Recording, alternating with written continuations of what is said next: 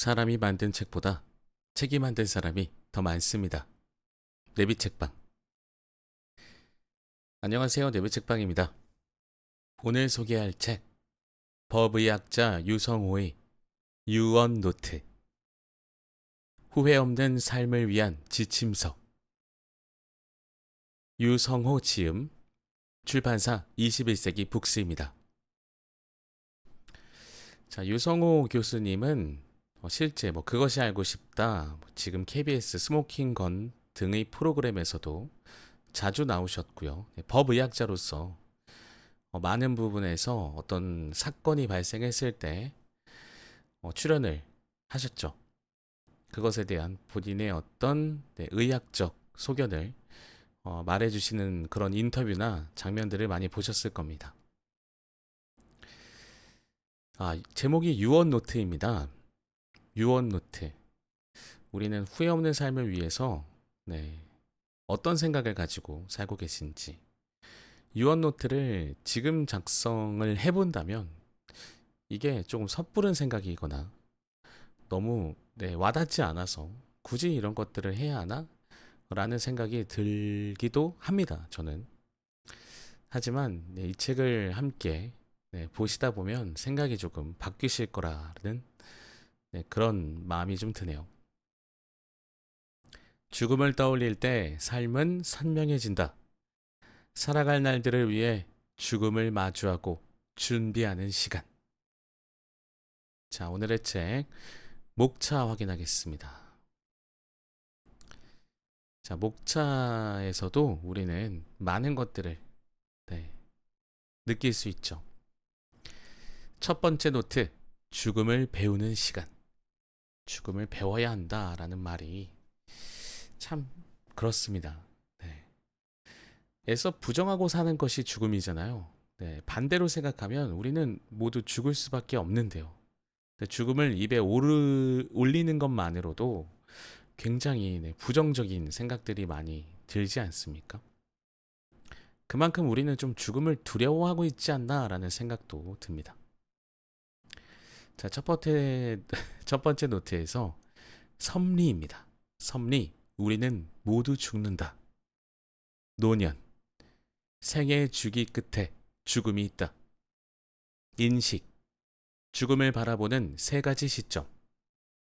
상실, 2인칭 죽음에 필요한 대처법. 애도, 슬픔이 지나간 자리에 남는 것. 죽음 준비, 생의 마지막을 어떻게 보낼 것인가. 유한한 삶, 좋은 죽음 없이 좋은 삶은 없다. 두 번째 노트, 후회 없는 삶을 위한 준비. 생사관. 자, 생사관이라는 것은 살고 죽는 것에 대한 자신의 어떤 철학 같은 것이겠죠. 옛 한국인에게 죽음은 삶의 완성이었다. 옛 한국인들, 우리의 선조들은 이 생사관이 어땠을까요? 죽을 권리, 좋은 죽음에 대한 새로운 논의들. 자, 죽을 권리라는 제목 뒤에 좋은 죽음에 대한 새로운 논의라는 제목이 붙어 있습니다. 죽을 권리라는 것이 내 마음대로 죽겠다 라기보다는 이런 것들이 좀 안 좋은 선택, 그런 것을 의미하기보다는 좋은 죽음에 대해서 우리가 어떻게 생각해 볼 것인가 라는 그런 제목이지 않을까 싶습니다. 딜레마. 생명의 가치와 자기 결정권이 충돌할 때. 마지막 선택. 죽음까지 실존적 삶의 한 죽음까지 실존적 삶의 한 부분이라면. 죽음이 우리의 실제 삶의 한 부분이라면. 존엄사 1. 귀하는 연명의료 중단을 진행하겠습니까? 자, 여기서 연명의료라는 것은 여러분들이 의식이 없이 오랜 시간 동안 다시 깰 가망이 없이 입원해 계시는 그런 환자분들을 직접 보셨거나 혹은 드라마나 영화 같은 것에서 보셨으리라고 생각을 합니다. 그것을 연명의료라고 한다고 알고 있는데, 그 연명 의료를 중단하는 것을 그 보호자들에게 결정 권한이 있어요. 네. 그것을 중단하겠습니까? 혹은 진행하겠습니까? 라고 질문하시는 것 같습니다. 초넘사 2. 그는 아내를 죽인 것인가? 혹은 도운 것인가? 자, 이것도 아마 연명의료와 관련이 있는 내용이 아닐까요? 네, 그런 생각이 좀 듭니다. 그러니까 아내분이 돌아가셨는데 남편의 어떤 행위로 인해서 아내분이 돌아가셨는데 아내가 어, 죽음을 맞이하고 싶다라고 남편분에게 부탁을 하신 거라면 그것을 죽인 거라고 봐야 할지 도와준 거라고 봐야 할지 나 이런 거 진짜 얘기하기 싫네요. 너무 괴롭습니다. 이 상황 자체가 정말 괴롭네요. 전환. 후회 없는 삶을 원한다면 죽음과 대면하라. 세 번째 노트. 삶을 기록하는 작업. 유언. 생의 마지막 말에 삶이 깃든다. 와, 이 말도 너무 예쁜 말이네요. 우리의 마지막을 생각하면서 내가 노트에다 무엇인가를 적는다면 나중에 다 적고 난 후에 그 내용을 봤을 때 이렇게만 살면 정말 후회가 안 남을 것 같다라는 생각이 들 것 같아요. 그런데 뭐 과연 여러분들이라면 혹은 제가 유언을 남기면서 어, 돈에 관한 것들을 적어 둘까요? 내가 죽음을 생각하고 유언을 쓰는 건데 과연 돈에 대한 내용을 적을까요? 나는 돈을 많이 벌었다. 혹은 나에겐 지금 자산이 뭐 1,000억이 있으니 이것을 여기 기부해 주세요. 이런 내용을 썼을까요, 과연? 돈이라는 단어는 거의 안 담길 것 같아요. 네. 그런데 우리는 지금의 삶의 모습이 좀 돈을 많이 쫓아가는 그런 모습이진 않나 하고 스스로 좀 반성해 보게 됩니다. 결국 마지막엔 모든 것들이 다 무의미하고 오히려 마음 한구석에 뭔가 밀려오는 후회 혹은 미안함 이런 것들이 더 많지 않을까. 근데 내가 조금 잘 살았다면 기쁘고 행복한 모습으로 그나마 그것들을 좀 상쇄하면서 죽음을 맞이할 수 있겠죠. 명사의 말. 후회 없는 삶을 살고 있나요? 기록. 산자와 죽은 자가 연결되는 방법. 나의 장례식. 삶의 마지막 여정에 무엇을 남길 것인가? 작별. 죽음 이후 우리는 기억 속에 머문다. 인생의 의미. 더 잘 살기 위해 죽음을 상상하다. 오늘 소개하고 싶은 내용이 너무너무 많은데, 어떤 말을 여러분들에게 전하면 좋을까요? 젊은 그대에게 두 번째 인생을 사는 것처럼. 삶의 지침서. 오늘의 유언이 삶을 향한 다짐이 된다. 에필로그. 부록, 주. 이렇게 구성이 되어 있습니다. 자, 오늘 저는 여러분들께 프롤로그와 나머지 딱 절 정도를 소개하면 좋을 것 같은데요.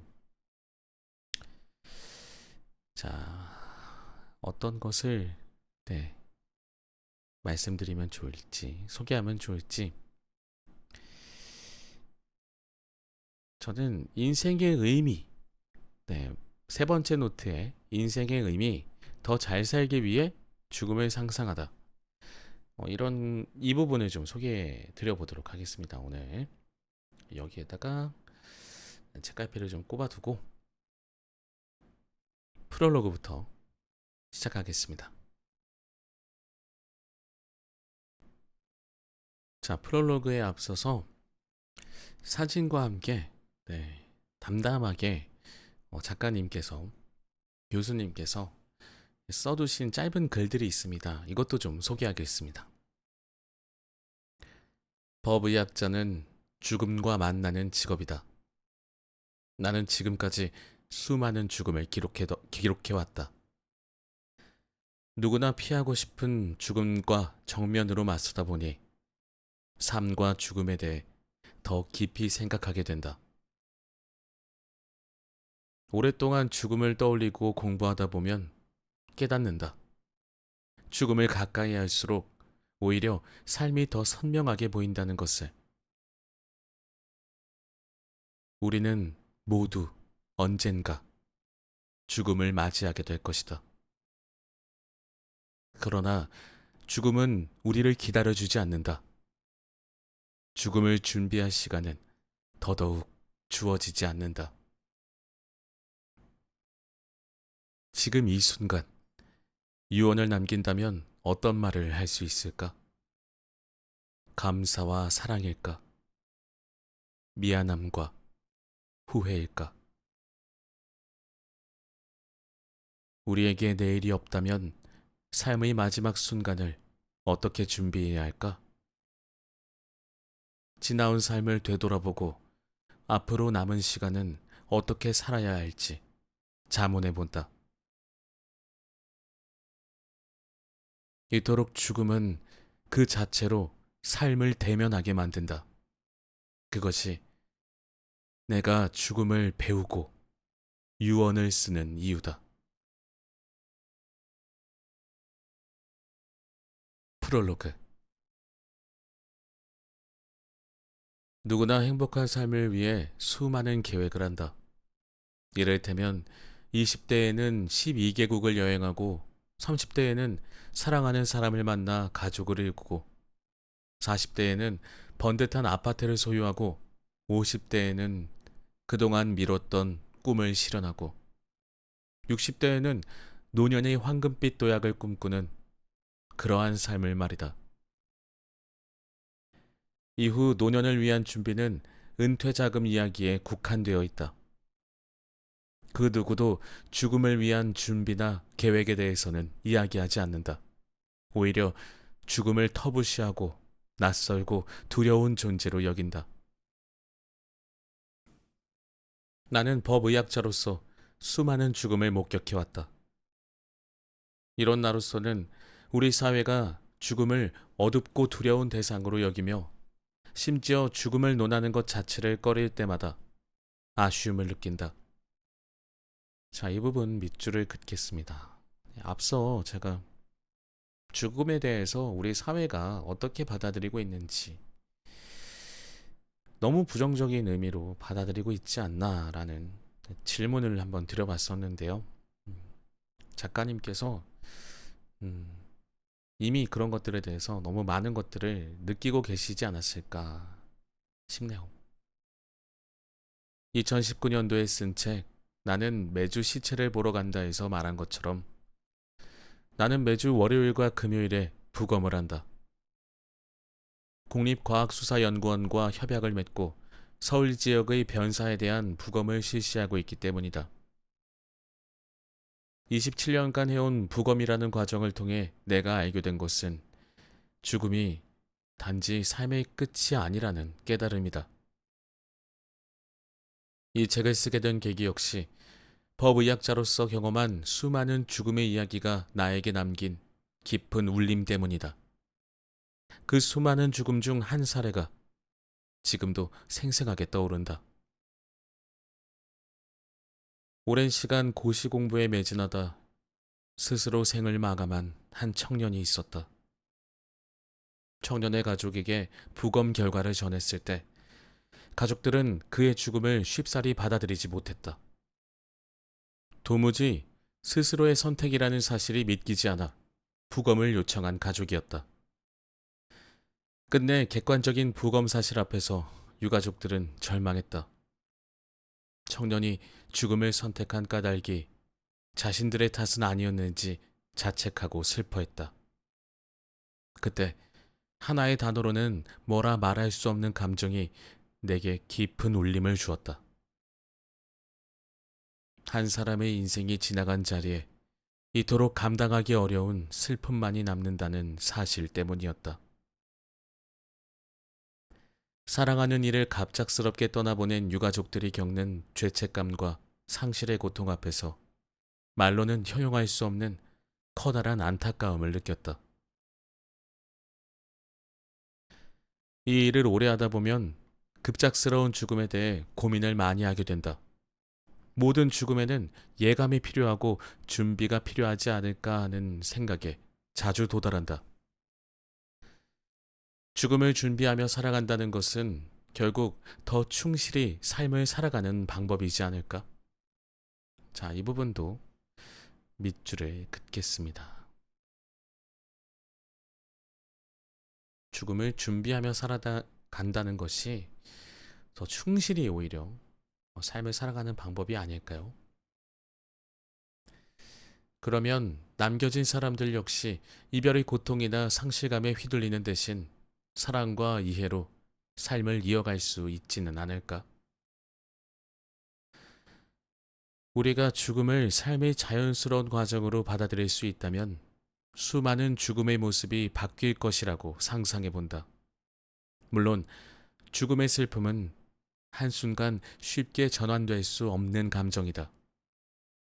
하지만 죽음을 배우고 또 받아들이며 삶 속에서 가까이 둘 수 있다면 죽음이야말로 우리 삶의 방향성을 가늠하고 되새기게 하는 강렬한 계기라는 사실을 깨닫게 될 것이다. 이를 통해 우리는 죽음이라는 피할 수 없는 자연의 법칙을 두려워하거나 부정하는 대신 삶의 의미를 새롭게 발견하고 자신과 타인에게 더 깊은 애정과 책임감을 가질 수 있다. 이 책을 통해 되돌아보고 싶은 것도 결국 인생이다. 누구나 언젠가 반드시 맞이할 죽음에 대해서 배우고 준비하는 일련의 과정을 통해 각자에게 주어진 인생의 의미를 발견할 수 있기를 바랐기 때문이다. 그래서 이 책은 총 3개의 파트로 나뉘어 있고 꼭 나누고 싶은 3가지 의미를 담고 있다. 나에게 그랬듯이 이 책을 읽는 분들에게도 삶과 죽음을 바라보는 관점이 깊어지고 넓어질 기회가 되기를 바라는 마음으로 원고를 써 내려갔다. 첫째, 죽음을 배우는 과정은 삶의 유한함을 깨닫는 과정이다. 유한한 시간을 인식할 때 우리는 매 순간을 귀하게 여길 수 있고 선택과 행동에 신중해질 수 있다. 자, 이 부분도 밑줄을 긋겠습니다. 조금 우리가 봤을 때 어떤 사건, 사고를 통해서 어떤 사람의 이상한 행동, 다른 사람에게 폐를 끼치고 혹은 폐를 넘어서 해까지 끼치는 강력 범죄에도 이곳에 해당이 되겠지만요. 그러한 행동들을 보면서 왜 저렇게 행동을 하지? 라고 생각할 때가 있잖아요. 그런데 만약에 우리가 우리 삶의 유한함을 알고 있고 그리고 그것을 계속 생각하면서 살아간다면 그런 행동들을 하면서 살 수 있을까요? 그럼에도 불구하고 그런 행동들을 한다면 정말 그것은 어쩔 수 없을까요? 법적으로 그냥 조치를 하면 되는 건가?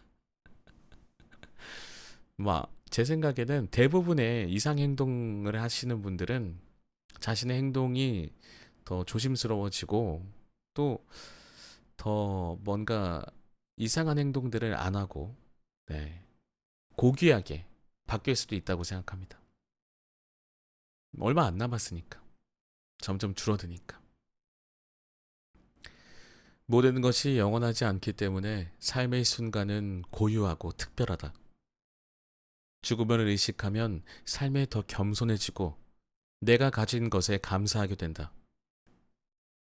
유한한 생 앞에서 더 열심히 사랑하고 더 깊이 이해하며 더 온전히 살아가려는 의지를 갖게 되는 것이다.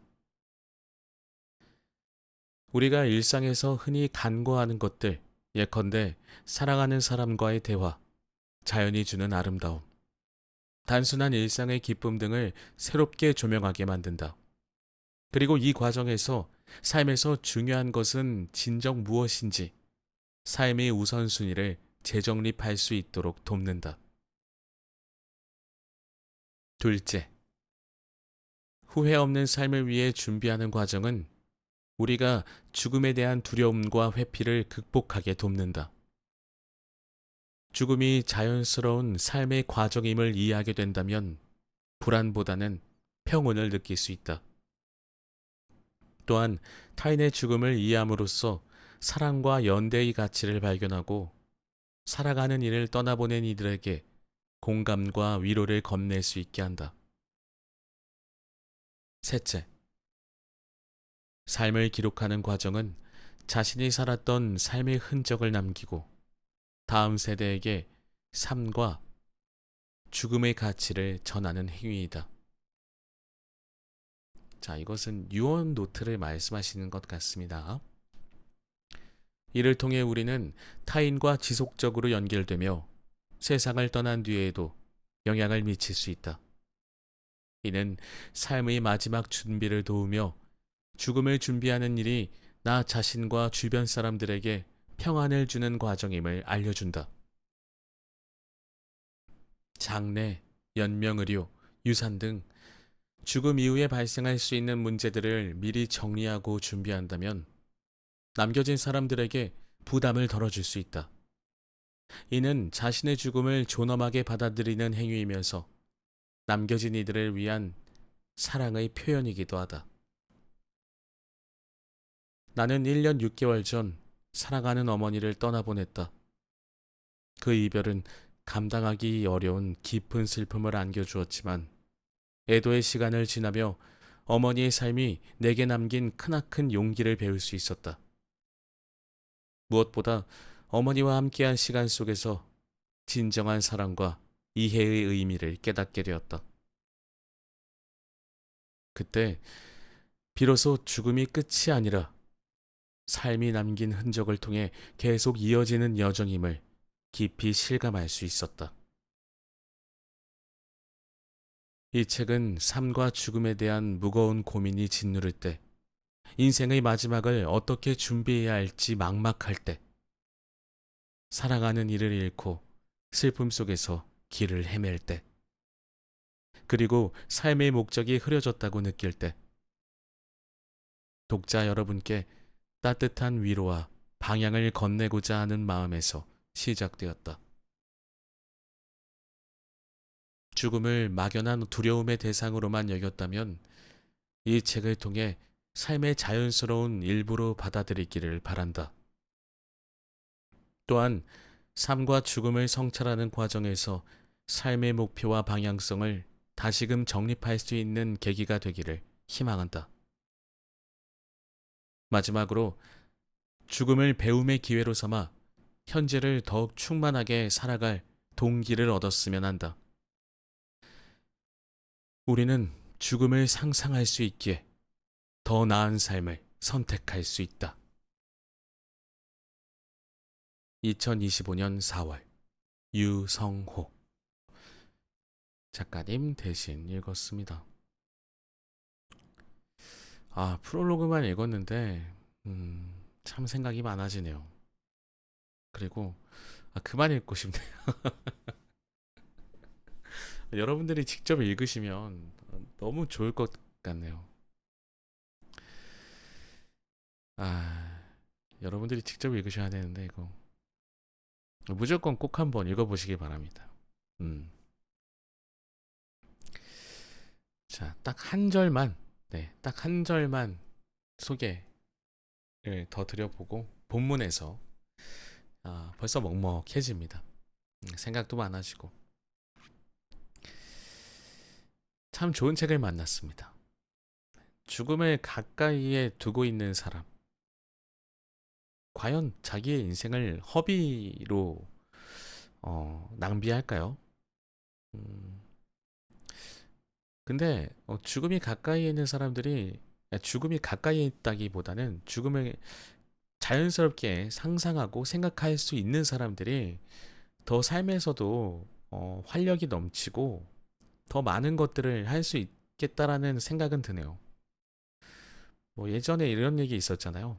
네, 먼 바다에서 물고기를 많이 잡아서 다시 육지로 가지고 오는데 항상 많은 양의 물고기들이 죽어 있는 채로 가지고 오게 되니까 그것이 고민이다라고 누군가가 말을 했더니 어떤 현자가 그러면 그 물고기를 잡아먹을 수 있는 상어를 한 마리 그 수조에 같이 넣어서 가지고 와봐라. 그러니까 그 어부는 아니 상어가 내 물고기를 다 먹으면 어떡하냐라고 했지만 뭐 속는 셈 치고 그렇게 했다고 하죠. 그 다음번에는 물고기를 잡아서 수조에 넣은 채로 거기다 상어도 넣어서 가지고 와봤는데 상어가 먹은 것은 얼마 되지도 않고 거의 대부분의 물고기가 살아 있었다라는 뭐 그런 이야기입니다. 그 수조 안에 있던 물고기들은 상어라는 존재 때문에 자신의 죽음을 상상하게 됨으로써 최선을 다해서 살아남기 위해 노력하지 않았을까요? 뭐 그런 생각이 좀 드네요. 여러분들 물고기가 바보라고 생각하시지만 제가 알고 있는 물고기들의 지능은 굉장히 높은 것으로 알고 있습니다. 거의 보름 전의 일 정도는 기억한다라고 저는 알고 있거든요. 아무튼 물고기에 대한 얘기는 여기까지 하고 본문에서 인생의 의미, 더 잘 살기 위해 죽음을 상상하다 이 부분 소개해 드려보도록 하겠습니다. 나의 죽음을 어떻게 준비해야 할까? 지금 당장 죽을 날이 얼마 남지 않았기 때문에 준비하라는 의미는 절대 아니다. 현재의 나에게 긍정적인 효과를 주기 위해 더 충실한 삶을 살기 위해 인생의 불확실성 때문에 우리에게는 죽음을 위한 준비가 필요하다. 비틀스의 멤버 폴 맥카트니가 남긴 말로 그리고 결국 당신이 받는 사랑은 당신이 만드는 사랑과 같다는 뜻이다. 우리가 마지막에 받을 사랑은 살아 생전에 나눈 사랑과 같다는 것이다. 와. 자, 이 부분은 너무 예쁘네요. 밑줄을 좀 그어야겠죠? 우리가 지금 살아 생전에 누군가를 사랑하면서 살면 마지막에 그 사랑을 내가 다 받게 된다. 너무 예쁜 말입니다. 김수환 추기경의 유언 서로 사랑하라의 의미와도 통한다. 우리는 죽음을 위해 무엇을 남겨야 할까? 첫 번째로는 누구에게 메시지를 남기고 싶은지를 생각해 봐야 한다. 배우자나 자녀 혹은 친구를 떠올릴 수 있겠다. 누가 되었든 간에 남기고 싶은 사람이 떠오르는 것이 중요하다. 자, 여러분들 지금부터는 한번 이 질문에 대해서 같이 한번 생각을 해보시면서 들어보시면 좋을 것 같습니다. 두 번째로는 나는 어떤 사람으로 기억되고 싶은지, 내 인생에서 남기고 싶은 이야기가 무엇인지를 파악해야 한다. 우리는 함께 사는 가족을 혹은 친한 사람을 잘 안다고 생각하지만 그를 완전하게 알 수 없다. 내 속마음을 꺼내놓지 않으면 그 누구도 나를 정확하게 알 수 없는 것이다. 타인을 완전히 안다고 생각하는 순간 지레짐작으로 판단해버리는 일은 오해를 만든다. 그렇기에 내가 어떤 사람으로 그들의 기억 속에 살고 싶은지 떠올리는 시간이 필요하다. 세 번째로는 죽음의 과정에서 나는 어떤 선택을 할 것인지를 생각할 필요가 있다. 사전 연명 의료 의향서를 작성하거나 장기 기증을 할 것인지, 만일 치매와 같은 인지장애가 온다면 어떻게 대처할 것인지 등의 문제를 미리 대비한다면 훗날 그러한 상황을 마주했을 때 가족들의 부담을 지울 수 있다. 아, 이 부분은 진짜. 야, 이렇게까지 준비를 하고 나면 와, 당장 내일부터 나의 삶이 바뀔 것 같다는 생각도 듭니다. 내가 나의 죽음에 대해서 구체적으로 뭔가를 준비한 거잖아요. 사전 연명 의료 의향서, 네, 이런 것들을 작성을 미리 해둔다면, 아까 설명드렸죠. 연명 의료는 어, 내가 의식이 없을 때에도 코마 상태일 때도 그것을 계속 치료할 것인지 혹은 산소 호흡기를 쉽게 말해서 뗄 것인지를 결정하는 겁니다. 이런 거 작성해 놓으면 당장 내 삶이 바뀔 것 같네. 정말. 또 예기치 못한 상황에 대해 대비할 수 있어 심리적 안정감을 얻을 수 있다.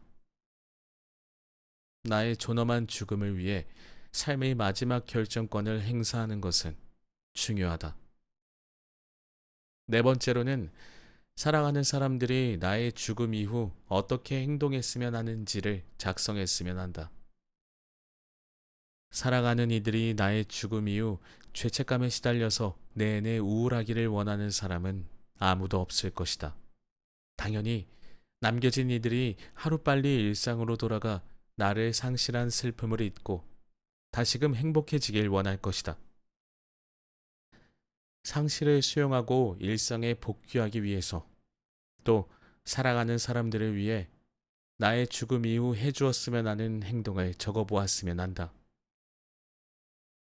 이를테면 내가 죽은 첫째 날, 둘째 날, 셋째 날은 장례식장에 오전 10시까지 오길 바란다.